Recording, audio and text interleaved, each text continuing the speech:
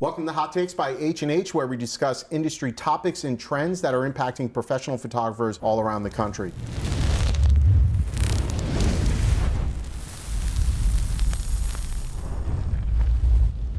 Today's topic, we're going to discuss running a profitable sports business. Which model is right for you? With us today, we've got industry leaders, Clay Middleton from Houston, Texas. We've got Sergio Lomeli from El Paso, Texas. We have Shawn Cantrell from H&H Color Lab. He is the School and Sports Program Lead. And we have David Drum from H&H Color Lab. His title is EPMD. He is the Executive Profit. You can't even get it out. Can't even. I can't read my handwriting. Executive Profit Marketing Dominate. What was the title, Alyssa? He is the executive profit of market domination. Now, which type of profit he is, you'll have to figure it out.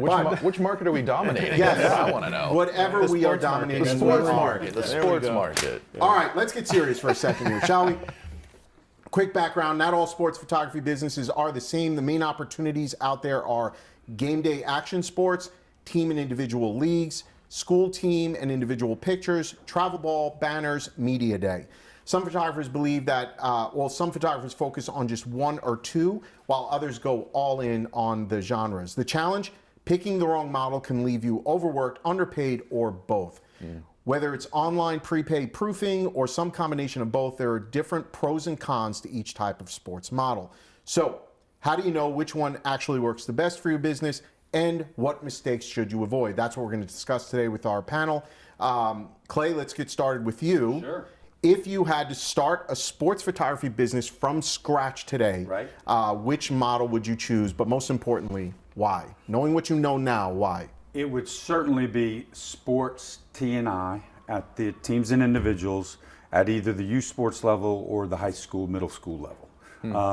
Just seems that I've been caught in several traps of trying to be jack of all trades and doesn't work. I always get centered and come right back to T&I because it's my niche and it's what I do best. So is that what you're doing today? Yes. So when we say what you would do if you had to start all over, you already figured it out. Yeah. Yeah, because you've had to start all over.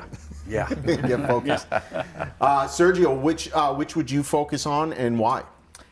Same thing like Clay here. I would do team and individuals, youth, high school, middle school, just because those are they're more organized. It's not, you're going to take action shots. There's the action shots. You can go that route, take pictures, put it online, try to see if they buy it. The buy rate's not going to be as much as, hey guys, today's picture day. We're going to do it with a team. We're going to do your individuals. Everybody's excited. As opposed to trying to get that one shot of an action shot, and then you have the parents that say, oh, I could take a better picture than that, or action shot, or with my phone, things like that. So team and individuals definitely would do it. Same thing. We've gone out of our, we do action shots. We've done other things. Banners is another thing I would definitely get into. Banners have exploded in sports, in our sports industry. Putting them up there, with your graphics and all that stuff. So, when it was barely starting, we were like, should we get into doing something like that? I didn't know it, but this is the banners. Banners, definitely, yeah. So I would definitely get into banners, team and individuals. So let me ask you this: both of you said T&I. Can somebody getting into the market just focus on T&I, or is the school going to demand that they do picture day as well? Is that possible? Yes. So I know in my market, right, the school sports is completely separate. Yes, and not to cut you off, Clay, but I want to add to it. Yeah. You just said something, in my market. So as you're talking through this, is that something that's market dependent? I don't think it is. I don't run into a lot of contracts on the sports T&I side at the high school and middle school level. So the schools aren't locking them in. In my area, but in certain regions or portions of the country, from what I hear and talking to the other professionals, that, hey, if I'm doing school portraits, I have to do the sports. Okay. Yep. We do hear that in certain regions. So I do hear that in certain regions. But in mine, and I think in most of Texas, it can be a situation to where you can go call on a coach if you have a relationship or can develop a relationship with a youth sports director or head coach or something along those lines to get in and be able to get your feet wet in that market. Gotcha. Definitely. Sergio, same? Same thing on that. For us, middle schools, when we get calls from the middle schools and say, hey, can you guys do our fall portraits, things like that, we basically tell them straight out, look, we know they're not going to buy. You guys just want to use us for your yearbook, for your admin files, things like that. We need to do your sports. If we need to have your sports. So you're using that as leverage? Yes. Oh, yeah, definitely. We have to as far as the middle schools. High schools, it's a little harder because it's every head coach is, different, things like that. But middle school, you tell the principal will tell the athletic director, hey, and usually they're the same coaches. They coach football, they coach basketball, they coach. Right. So, hey, this is our photographer for the year. You're going to use him. So we do that in our middle schools. Teams and individuals, we got to go out, city leagues, youth leagues. We got to go out there and hustle and talk to them, pass out flyers, things like that. Still got to get back to basics, Oh, definitely, right? yeah. Sean, what do you have to add to this? Yeah, I find it interesting on the answers that you guys gave because y'all, however you want to pronounce it. You're so Texas. Because they're Texas. They're from Texas. That's how you talk in Texas. Use guys, right? Yes. You have very healthy, I'm going to say it that way, sports photography businesses. You both do very, very well in very competitive markets. In an area that traditionally high school sports is seen as a harder market than youth sports, right? So it's interesting that you guys choose that as your answer, especially when I'm talking to folks that are saying, hey, I'm doing X other brand of photography.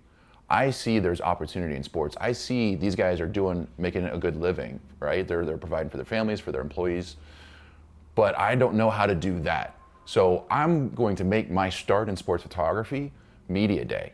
I'm gonna go up, I know how to do a little short action. I can't do a bunch of seniors, but I can do 5, 6, 7, 12 folks and have a sports experience. And that's how they're starting to make their foray into the sports market. It's funny you bring that up.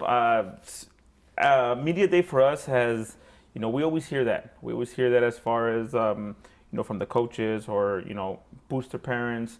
Hey, we want to set you guys up for pictures, but can you guys do a media day? Mm-hmm. A lot of the times, they don't even know what a media day is. That's important right there. Yeah, right. That's important because it means different things to different people. Exactly. Like if we're talking about the AD, a media day is, hey, I need help with my social media branding package. So I need images, I need videos that I've got high school kids that can run my YouTube channel, my Instagram channel. Right. I just need assets to build. Or is media day if we're talking to the booster parents, right? They've got seniors that are going to be graduating. They want to create a unique experience for them, or maybe they need some images for the scoreboard or something. So when you say media day, you have to be specific about who is the customer we're talking to, who's the one booking the job. Right. And that's where you start looking into what's the opportunity, but doing it in a way that it's not taking away from the more profitable parts of the business you guys are identified, which is the youth T&I sports photos. Well, and I know so much media day in the area that I'm in. It is they need shots for social post, right? Yeah. Yes. Game day. I need an image for game day. I need athlete of the week. I need an athlete of the week. I need a post game video. We won the game 81-74. Give me an image and let me load it in so that I can drop it into my media posting. But at the same time, those coaches fail to realize that T&I day, I'm going to come in and take 70 kids in an hour, right, and be in and out. But now, if you're going to make me work with 20 girls on your varsity team, I'm going to need 2 or 3 hours to do that. It's a different shoot. I've got to set up different equipment. I've got to get a smoke machine. I've got to do all these other bells and whistles that go along with it to make that happen. And when the coaches are so used to you coming in and doing 70 kids in an hour, and now they're like, I got to be practicing. We got to win a state title. We've got all these other expectations that I don't have time for that stuff. Yeah. For us, we had a high school that we would always photograph. They had 150 players in their varsity JV freshmen, And we were always in and out, hour and a half. We'd set up our risers, we'd do the pictures and everything. And this year, he's like, hey, you know what? Parents want to, do something different. They want to do a media day. I said, okay, fine. That's not something that we do because it takes a lot of time. We're on a Saturday when we're doing, X amount of teams. We have to be at certain locations, certain places. We can't spend the time that they want us to do all those pictures for. So that same day we were doing their band pictures. 250 kids band. We were out there. We took 3 setups for individuals. Boom, boom, boom. We were done. It took us like an hour and a half, 2 hours. I went out there and I sat, in the stadium, and I'm watching this, parent wants to be, media day pictures. I mean, they were godly. They were there for like more than 4 hours. Kids were laying down. Coaches, and I could see the coaches were like, they were upset. But if that's what they want to go for, then hey, coach, by all means. I mean, I'm not gonna get in that trap because that's not our forte. Are you getting paid for those media day pictures? That's the thing, though, is you're not, right? No, you do, but how do you charge, right? Like, okay, is it X amount for kid? Do you need to make sure you get so many kids? That's always our issue. We're known as a good package, good pricing, photography company. When we hear these outrageous prices that media day they're charging, it's like, I can't charge that. They're gonna look at me and say, hey, you guys are crazy, but yet they would rather go with someone else and get charged the same amount, and we end up losing out. But I want to make sure I understand, because the lay photographer watching this, right, is not. I understand the difference between media day and the teams and individuals, right? And so on a media day, the coaches want these pictures for social media, things like that. My brain is going to, how do I stop parents and kids from stealing my work? Oh yeah, definitely. Right. Yeah. So how are you? Do you just have to accept that this is what's going to happen? No. So in a lot of instances, the booster club will find a way to pay that fee, whatever it is. If it's to me, yeah, to that media so that day you're getting paid, and whatever happens after it gets posted, whether it's $1,000 or whether it's $15,000. The booster club is finding a way to pay for that money. It's not happening at every school, but it's happening at a bunch of schools. And then you're also then taking those images, you're giving them so many images for their social media post, you're getting paid that money for all of that, and then you're trying to run around and say, hey, I'm also gonna post all of these other images of the kids online. Mom and Dad, if you want that image, go buy it. The thing that really comes to mind, we're in another transition, I think, in sports. And there's 2 lenses I want to look at that through. One is the smaller local photographer has always been scrappy to find out what need there is that isn't being met. That's it right there. Even if it's not a healthy business model, because they haven't figured it out yet. They're trying to figure out how to do business. For a while, it was game day action photography, right? And then I think the industry kind of figured out game day action photography is I don't know, I haven't met anyone yet. And if you're out there and doing it, please call me if you're making a profit, because I haven't met anyone who's making a profit at game day action photography over a sustained period of time. So that was a wave. This wave that's coming through now, I think banners was one that is relatively recent, and I think we figured out how to make money at banners. Yeah. But the media day piece, we have the parents who are a customer, we have the coach or the organization that's a customer, and there's the booster is a customer, right. And that's a complicated. You can't please all of them. All of them have their own needs. Right. And I think in school photography, the other lens I want to look at this through is think about school photography. The school has needs, and we've always known we need to make service items from sticker pages and ID cards and yearbook exports and things like that. Is the media day really just a service item for sports? But we haven't figured out yet really the healthy business model on how to get the team and individual, which is how to run a profitable business. We know how to do that, but do that well. But how do we get some of these other images that are needed for social media without blowing up the coach's practice day, that they need to get the kids back in practice because they got games to win. And I think this is the change that we're going through. So some of the smaller photography businesses that are trying stuff, they're also learning how not to do it. Right. And we can learn from that so that we're sustainable and can stick around and keep photographing these organizations. That's a good point. All these other, smaller businesses that are coming in wanting to do that kind of photography, they can fail at that stuff. Right. If they come to us or they go, you guys have been doing pictures for years. You guys can't fail at this. So you fail once, it's like, oh my God. It's a reputation violation. Yeah, you don't know what you're doing. Right. I mean, this other photographer over here that just started, look at him, he's doing amazing. But they have that luxury of failing at that kind of stuff, and we don't. So that's why it's hard for us to pick and choose who wants to do media, because we get calls all the time. Can you guys do media day? Shit. Okay. Well, what do you guys need as far as media day? Right. You know and there's I mean? a picture fatigue that can happen within the same season. Yeah. How many times can you photograph the kids and post them, and they're just like, you know what, we got it, we're good. Yeah. I don't want to buy pictures anymore. It has to be healthy. And yet, the market is saying there is value in media day.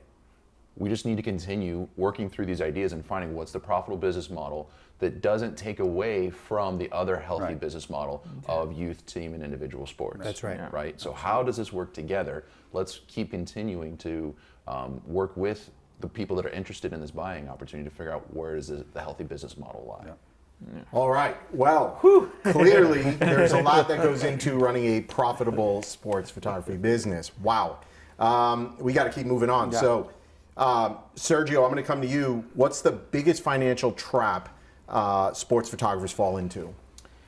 Is it buying custom shoes? No, it's not. No, for what I think, and in our case, it's not falling into what everybody else is doing. Stick to what you know. Stick to what you've done, what's worked in the past. I mean, I'm not going to lie. Sometimes we see, schools or leagues going with other companies, and oh man, that hurts. Like, what the hell? What do we do wrong? But sometimes we just gotta let them try it. Yes. And then they're gonna come back. And it usually it always happens. But I think not to fall in what I call the weekend warriors. Yeah. You got those moms, you got those dads that it's a race to the bottom. They buy a camera at Costco or Sam's, and they they think they're photographers now. And okay, I'm not gonna compete against that anymore. And I always felt like, oh shit, well, man, we have to compete against this guy. He's out there doing action shots for them. He's out doing this, but it's not falling for us. It's not falling into the trap of what everybody else is doing. Stick to what you know. Can you get outside your lane? Sometimes yes, but then you got to come back in. Sure. That's what we've done. I like it. Shawn, biggest financial trap you see sports photographers falling into? Ignoring profitability. I like that. Profitability, because in sports photography there is a lot of competition. You guys are scrappers, and there's a lot of there's a certain breed to being a sports photographer, right? And the way you compete is not only in pricing and services, but also in offering the most boutique valued product, right? A lot of how to create virtual teams, or how can I provide this next level graphics experience. It comes at a cost. Sure. And yes, costs are always coming down thanks to automation, thanks to improving processes and innovation. But there comes to a cost. And if that's not part of the value that you're providing and why there is a higher price for the product you're serving, then you're working harder for less profit than the guy next door. Dave, what are your thoughts on this? I think I'd pile on more what Shawn is talking about. There's those things that we do that show capabilities to the sports organizations that we have to bring to the table to book the business. Yeah. Coach, parent, organization, if you book me, I can do these things for your athletes. And when that comes at such an increased cost that the profitability goes down, then we book the business, but we're booking it at a lower margin. And I believe we see studios across the country that say, I'm not going to chase all the virtual teams and graphics. What I'm going to sell is great quality photography, well lit, really well organized teams that are posed well, and it's going to be a clean, beautiful image. Another group of photographers are saying, you know what I'm really good at is I'm good at either creating graphics or working with partners to create graphics. And of course, the holy grail is both of those put together. Yeah. But there's a bit of a transition time we're going through in the technology right now to really be able to deliver that at scale. It's one thing if I'm a person who's working evenings and weekends photographing, and I want to sit in Photoshop for 4 days after every single shoot that I do. And you know, rock on if that's what you want to do and spend your time. But no matter who you are, whether you're that small weekend warrior or you're a large scalable business, gotta watch the profitability because we want to be able to make an honorable profit so we can stick around and keep doing it. Well, I mean, at the end of the day, the reason we're all in business is to be profitable, or why have a company. Clay, what's the biggest financial trap you think? Maybe you've fallen into it yourself. I don't know. Yeah, absolutely. What's one? Trying to be a jack of all trades, a master of none. You said that when we started, right? yeah. I mean, it goes back to, oh, let me try media day. Oh, let me do the banners. Oh, let me do the T&I. Oh, let me do this. Trying to be all things to that one client. Time value of money, right? I mean, if I can go in and take pictures of 70 kids in an hour versus going shooting game day action and spending 3 hours collecting 3,000 images, then I got to cull them, then I got to post them. And you're going to get 3 sales. To get a handful of sales. So I think for me, I get caught up in trying to be all things to my clients sometimes, and it's really taken me a little bit of time, but I've started to pull the reins back and say, hey, here's what I do. Here's what I do better than anybody else in my market, and this is where I want to be, and that's the lane that I try to stay in. You get caught up in the hype. You know, everybody's the hype, the viral videos. It's like, holy shit, do we got to do this? Oh, yes. No. And then you sit back and then you say, okay, well maybe we didn't have to do that. So, you know, it's not. But I'm going to derail this for a second. Yeah. You know, Dave said something early on. He said, and I don't remember how he said it, so I'm going to screw it up. But he said something to the effect of like, people in the market will figure out where the need's not being satisfied, right? I don't remember what you said. Is that's about right? Yeah. Right. So those are those trends that are popping up where you're like, well, shit, do we need to fill this? So I have the question for the two of you. You know, 30 seconds or less. Give me an answer. How do you balance the, you know, Clay, your position of like, hey man, this is what I do. I'm not messing around with this other stuff, versus potentially missing out on the next big wave? How do you balance that? What would your advice be to other photographers? I mean, this probably isn't the right answer, but I think you have to be able to tell somebody no. Yeah, that's fair. I mean, that's the way I look at that situation. Well, what if you miss that next big opportunity? If you miss it, hey, there's another one right around the corner, right? Like the waves just keep coming. All right, I like it. Sergio, what's your thought on that? For us, it's having to say no to the right customer. Yeah. Whether we had a coach tell us, hey, do my media day. We want pictures like this, and we got to be done within an hour and a half, 2 hours. It's like, holy shit. So we're setting up different stations, so they're rotating, going around. But then at the end of the day, shit, it cost me a photographer in each one to do it. It took me all this time, you know. So it's having to say no to the right customers, because, I mean, he has 150, 200 kids that's going to do their individual team pictures the following week. So it's like... So you might have to trade off, do that media day. Yeah, as opposed to like, hey, we have a team of 7 girls that want to do it, and you're like, well, they don't really buy. No, I'd rather not. So it's just having to say no. The one thing that again, I'm a wedding portrait photographer, not a sports guy, but I'll watch videos, and I'll never forget, I was watching this video, I don't remember if it was Pro Photo or whatever, and I don't even remember the photographer, but he was photographing the Olympic soccer team, and media day, and I think he had like 90 seconds per athlete, and he had to give them like 3 or 4 or 5 different looks.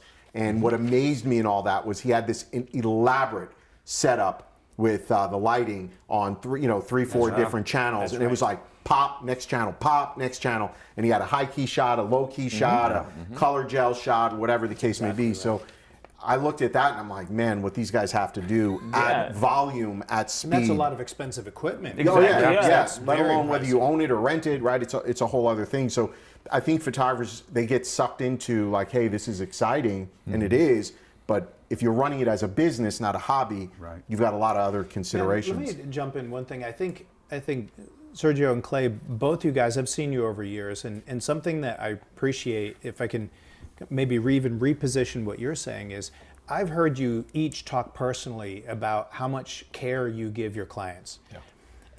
And what I hear you saying is that fit matters. What you do that works for you you find clients that are a great fit for that. And you're willing to adjust and work with them. I know you guys, you adjust all the time to needs that they have. But I think the other piece that you do, that you may be so close to you don't know, is you're also at so many events in the industry and brainstorming and networking with other people. So that's part of the power of this community we have in the photographic industry, is that we can learn from each other what's working and not working. Each one of us doesn't have to try that to figure it out. But so far, there's not a whole lot of people raising their hands and saying, here's how game day action photography can make you have a profitable, sustainable business. Right. And I would say media day is kind of in that category too. There's a few people doing it, but I think we're all, everybody I'm talking to is really still scratching their heads It seems like it's more on of a how to do service. it well. It's more of a It's service rather yes. than Yes. profitability. On I think I like where your head's at, where you go, I might have to provide this service in order to win the other business. Oh, yeah, definitely. And then you just kind of leverage it out. All right, let's keep moving on. Shawn, Yeah. what pricing model actually makes the most money long term? Ooh. I mean, let's stick in our lane here. Let's talk about team and individual sports. Right. Okay. Pricing model. What I see across the industry is the most effective way is to have packages, to have value built into packages, and being strategic about that as far as what's in each of those packages. Like, you don't want to have your lowest price package have your memory made in it, because boom, that's your new average all of a sudden, right? So being strategic about it. But when you look at your sales across, I don't know if we've talked about this now or if this is a previous conversation, so I'm going to hit it again, is when you look at your sales flyer and you analyze that across all the jobs that you're doing, you can start seeing trends on why people are buying certain products. And that's where having in your software, having the ability to run those kinds of reports is important, because you can see those behaviors. What we see is a good, healthy sports photography business has about, I'm going to say 18 to 22% cost of goods. And if you're in that range, you're probably doing a pretty good job running your sales there.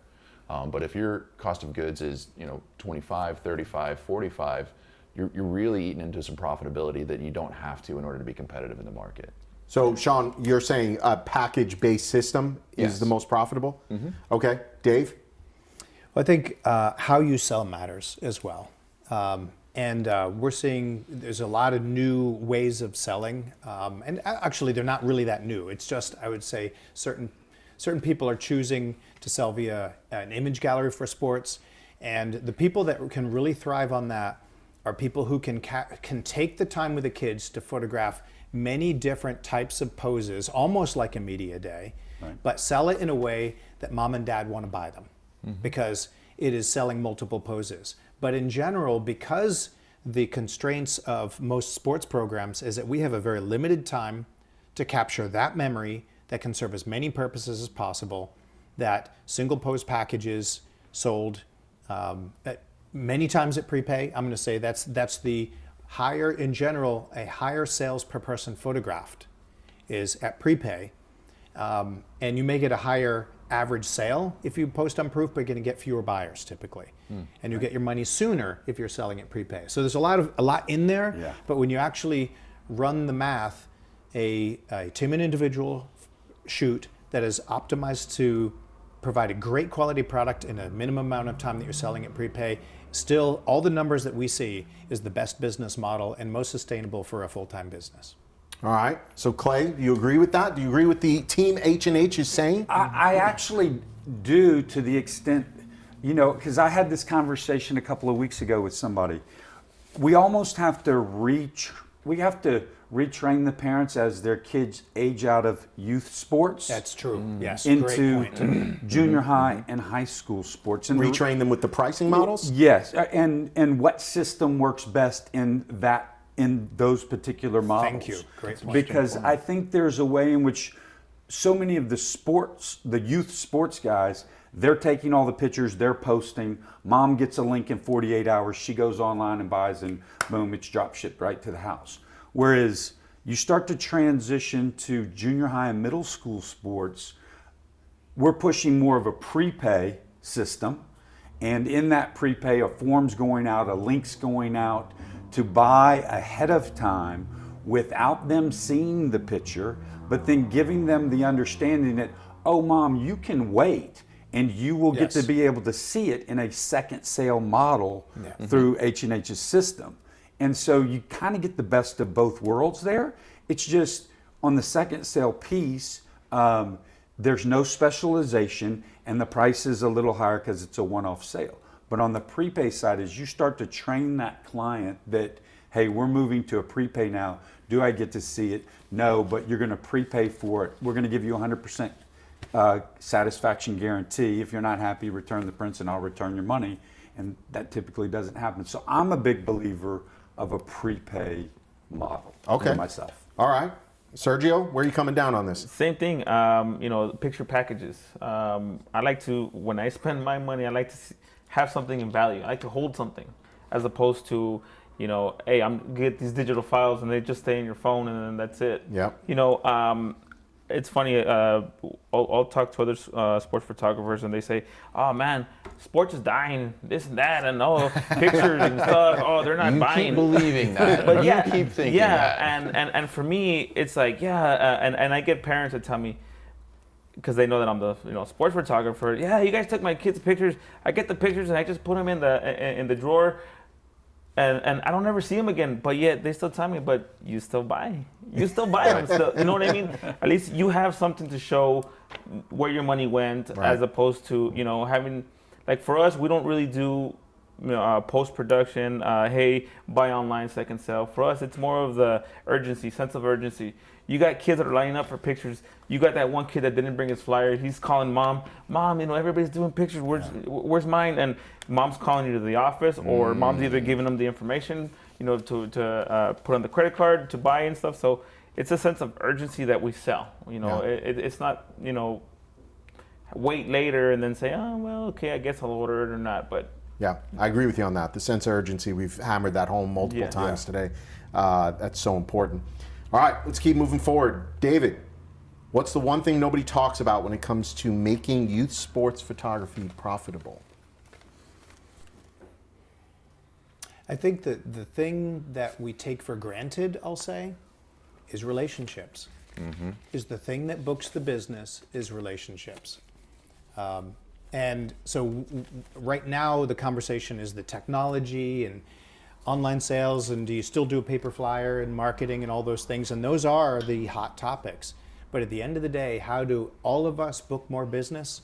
It's with relationships. It's taking care of the business that we have, doing great job, delivering great photography, making that coach or that parent organization look good for choosing us, so that people send us more business. So you mean if I go buy a new camera, I won't be a more profitable Absolutely photographer? not. No. New lights, that won't help me be more. You sure about that? I'm 100% sure. Sure about that? Yep, it's relationships. Clay, what are your thoughts on that? Yeah, I mean, there's it's an interesting question, right? I mean, because there is the building the relationship, trusting the relationship. But at the same time, I think too that, especially in that youth sports side of things, you're going to have to give a quality product, right, at a reasonable price, because there's so many that will try to come in and cut your legs out from under you, and say, hey, I'll get more people to buy because my package is only $18 versus my low value package is $22. So I think some of that matters too. Quality. Quality. Are we talking quality final product or quality quality final tangible product, or the whole thing, like the lighting, well, and even going back to the tangible product. I mean, I think if you have that marketing table out for those parents to see, feel, touch that product, that's good, right? That's brilliant. Then they can see it. They can see, oh, this is what this is. I think that helps with the buy rate and the marketing piece as well. Yeah, I agree. That's a good idea. Sergio? What's the one thing makes profit? Okay. Well, I mean, nobody talks about the actual, how much of a headache it is. I mean, people don't understand. The parents, the coaches. You're just taking pictures, aren't you? Yeah, that's You're just taking pictures. All I do is take up. No, You're so lucky. You just take pictures all day. For me, when they tell me, "Oh, I wish I had your job," you're here taking pictures and this and that. That's my fun part. That's the fun part for me to take. They don't understand what goes on behind the scenes, exactly. right? Yeah. So no one really sees that. No one really sees you're doing an organization that has 500 kids.